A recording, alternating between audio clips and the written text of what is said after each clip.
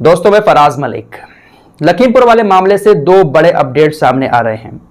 Supreme court ने योगी सरकार को बहुत ज्यादा वाली फटकार लगाई है। क्या कुछ कहा है सुप्रीम कोर्ट ने, एक एक वर्ड सुनकर जाना। दूसरी अपडेट यह है कि जो आरोपी है बीजेपी नेता का बेटा, वो देश छोड़कर भाग चुका है। कहां भागा है, इस वक्त वो कहां है और अब कब हाजिर होगा वो पुलिस के सामने, पूरी जानकारी आपके सामने रखूंगा। लेकिन पहले बात कश्मीर की कर लेता हूं। कल शाम मैंने आपको बताया था कि कश्मीर के अंदर एक आतंकी हमला हुआ। आतंकवादी स्कूल के अंदर घुसकर दो शिक्षकों को गोली मारकर हत्या कर देते हैं। पिछले 6-7 दिनों में तकरीबन 7 लोगों की हत्या की जा चुकी है कश्मीर के अंदर। बड़ा दुख की बात है। हम दुआ करते हैं कि कश्मीर के अंदर जिन लोगों की भी हत्या की गई, अल्लाह उनके परिवार को सब्र दे। दोस्तों, ये जो आतंकी हमले हो रहे हैं ना, ये कोई नई बात नहीं है। ये काफी टाइम से ऐसा होता चला आया है कश्मीर के अंदर। आए दिन किसी की भी हत्या वहां पर कर दी जाती है। ये नहीं देखा जाता कि ये हिंदू है या मुसलमान है। आतंकवादी किसी को नहीं छोड़ते हैं कश्मीर के अंदर। लेकिन आज हमारा मीडिया इन आतंकी हमलों को भी हिंदू मुस्लिम का एंगल देने की कोशिश कर रहा है।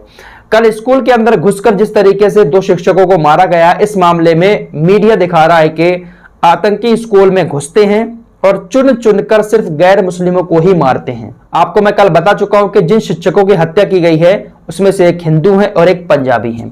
तो मीडिया यह दिखाने की कोशिश कर रहा है कि आतंकवादी जो है वो सिर्फ गैर मुस्लिमों को मार रहे हैं और जो पहले कभी पंडितों के साथ वहां हुआ था वैसा ही दोबारा से इतिहास दोहराया जा रहा है। लेकिन सुरक्षा कर्मियों ने कहा कि ऐसा बिल्कुल भी नहीं है। मीडिया इस तरीके की रिपोर्टिंग कर रहा है। बल्कि आज मीडिया को इस तरीके की रिपोर्टिंग करनी चाहिए कि सरकार से सवाल पूछे कि आखिर आतंकवाद खत्म कैसे होगा।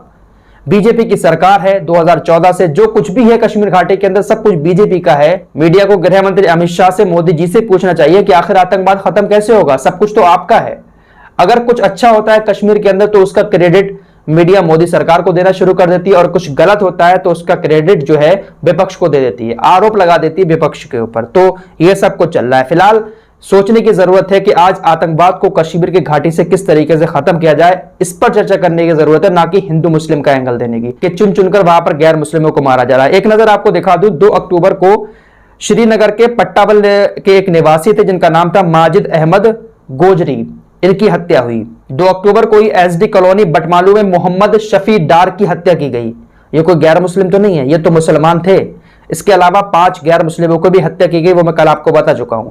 तो हिंदू मुस्लिम सभी को चुन चुन कर मार रहे हैं आतंकवादी। तो ऐसे में हिंदू मुस्लिम का एंगल देने से बेहतर है कि आतंकवाद को किस तरह खत्म किया जाए, इस पर बात की जाए। 22 जून को जम्मू कश्मीर में परवेज नाम के इंस्पेक्टर की दिन दहाड़े गोली मारकर हत्या कर दी गई थी। तो वो भी तो एक मुसलमान था। तो आतंकवादियों के निशाने पर जो भी आ जाता है वो मार देते हैं, हिंदू मुस्लिम नहीं देखते हैं। तो प्लीज यार गोदी मीडिया वालों, हिंदू मुस्लिम का एंगल मत दो इस वाले मामले में। दूसरी खबर लखीमपुर से आ रही है।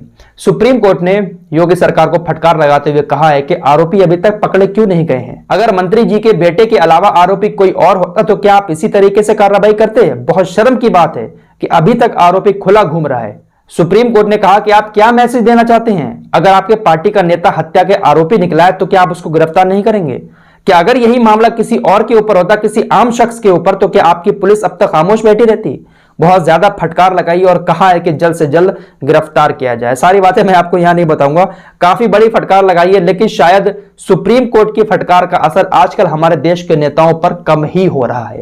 वरना सुप्रीम कोर्ट कोई आदेश दे और नेता उसको ना माने, ऐसा हो ही नहीं सकता। लेकिन देखने वाली बात होगी कि आखिर गिरफ्तारी कब होती है। फिलहाल आज 11 बजे उसकी पेशी होना थी। लेकिन खबरें यह आ रही है कि केंद्रीय गृह मंत्री जी का जो बेटा है वो देश छोड़कर भाग गया नेपाल भाग गया अपने दोस्त के साथ, हाजिर ही नहीं हुआ।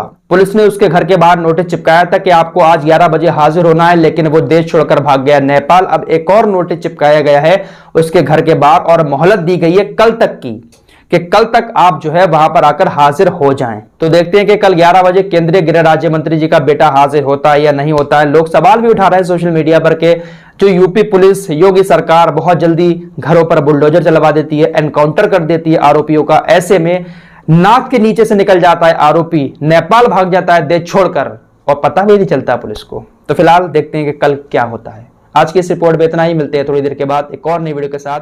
तब तक के लिए अपना ख्याल।